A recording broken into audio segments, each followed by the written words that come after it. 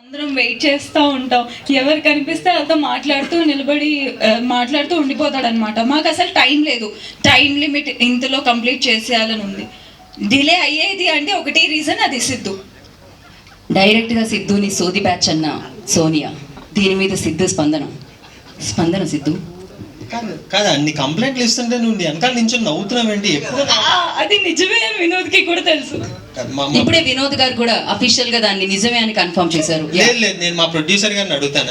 Producer గారు ఏమంటారు ఆయన మాటలు? డిలే అయిందన్నా నన్ను ప్లీజ్ దీంట్లో ఇరికించొద్దు ప్లీజ్.